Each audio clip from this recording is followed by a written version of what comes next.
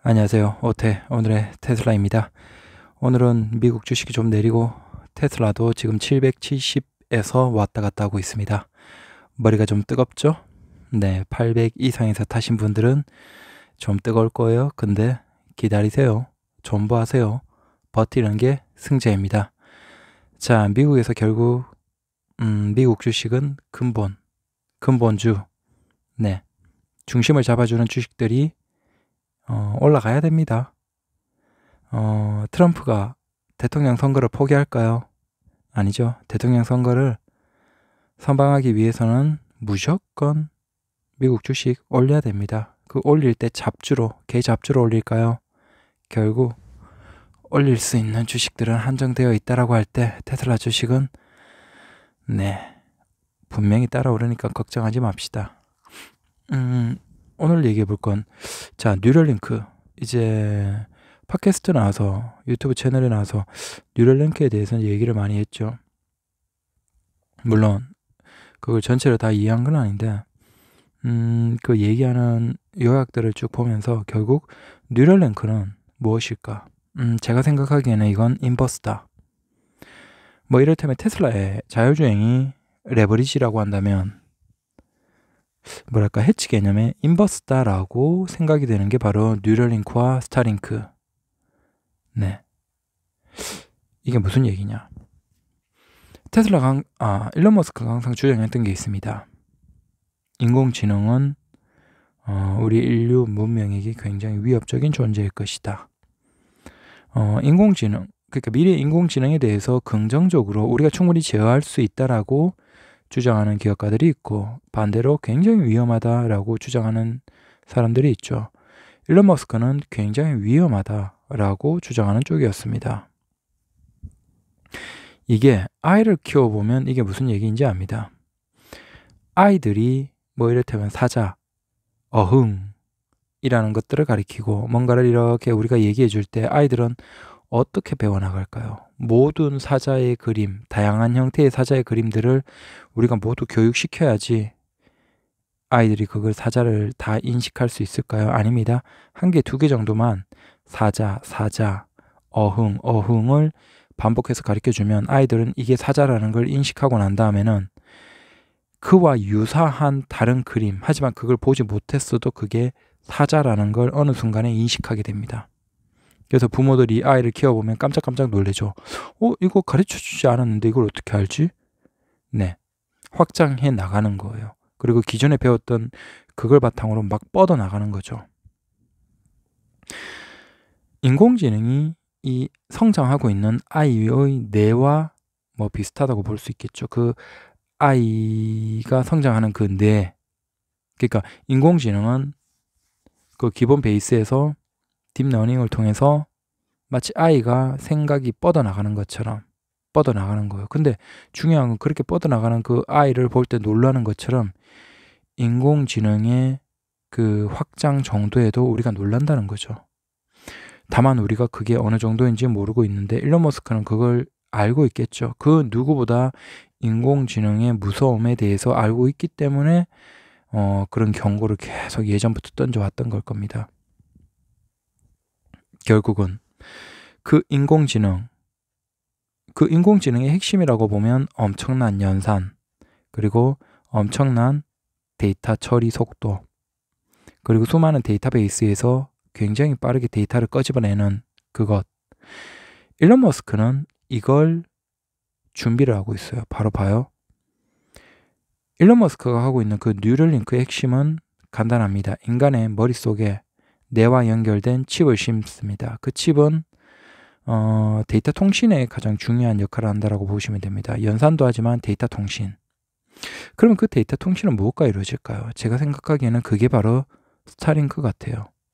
자, 궁극적으로 스타링크가 무엇인지, 왜 저 스타링크를 지구 전체에 까는 것인지 궁금하신 분들이 계실 텐데, 제가 추측하기에는 그 뉴럴링크에 인간의 뇌에 심어진 그 칩과 스타링크가 연결이 될 것 같아요. 그리고 최악의 상황에서 우리 인간들이 지구에서 더 이상 주인공이 아닌 시점, 됐을 때, 최악의 상황에서 인공지능이 지구의 중심이 됐을 때 결국 우리는 어딘가로 탈출해야 되겠죠. 그게 화성이고, 그럼 그 화성에서도 우리는 지구 위에 떠 있는 스타링크를 통해서 데이터 통신을 하면서 뭔가를 하는, 굉장히 뭔가 소설 같지만 그런 것까지 그림을 그린다라고 저는 생각이 돼요. 아까 인공지능의 핵심은 굉장히 빠른 연산, 그리고 엄청난 데이터베이스에서 굉장히 많은 자료를 쉽고 빠르게 이용할 수 있다는 것. 자, 이게 그가 항상 그 뉴럴링크를 설명하면서 얘기했던 그 핵심이에요. 인간도 그렇게 따라가야 된다는 거죠. 결국 인간은 그 인공지능에 비해서 연산 속도가 느리고 수많은 데이터베이스도 없을 뿐만 아니라 거기에서 자료를 바로바로 끄집어내기도 힘들어요. 그럼 이걸 우리가 어떻게 해결할 수 있을까? 자, 칩을 머리에 심고 그 칩을 이용해서 통신을 하면서, 자, 그 칩은 기본적으로 연산에 대한 어떤 부분들도 맞고, 근데 사실은 사이즈가 굉장히 작다라고 얘기하니까 연산에서 큰 역할은 못할 거예요. 그거보다는 실제 어마어마하게 많은 데이터를 쉽고 빠르게 이용하는 그 부분에 더 많이 쓰여지지 않을까. 결국 그건 통신으로 연결된 스타링크, 그 스타링크를 통해서 엄청난 데이터베이스, 설령 인공지능에 의해서 전력 공급이 차단되더라도 솔라시티를 바탕으로 스스로 자가 발전을 하면서 어떤 데이터베이스를 돌릴 수 있는 거죠. 굉장히 영화 같지만 저는 먼 미래를 그리고 있는 그 일론 머스크의 생각이 이런 것 같아요. 뭔가 맞지 않아. 뭔가 맞지 않은데 저게 상업적인 것과도 크게 연결이 안 돼.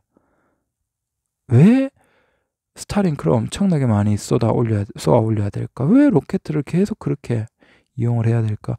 왜 인간이 뇌에 칩을 심어야 될까? 왜 인간이 뇌에 칩을 심고 그걸 굉장히 많은 데이터를 이용해야 될까? 데이터베이스에서 뭔가를 이용하기 위해서. 무엇을? 왜? 도대체 테슬라, 일론 머스크가 하고 있는 이것들, 테슬라, 솔라시티, 스타링크, 뉴럴링크, 뭔가 이해 안 되는 이런 것들.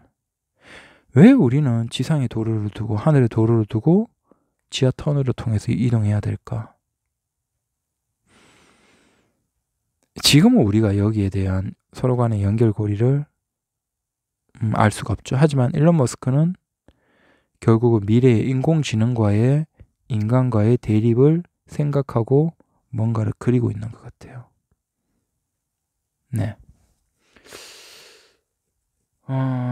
사실 이게 돈과는 뭐 큰 상관이 없겠죠. 하지만 분명한 건 일론 머스크가 그리고 있는 그건 우리가 생각하는 그런 것과는 뭔가 차원이 다른 것 같아요.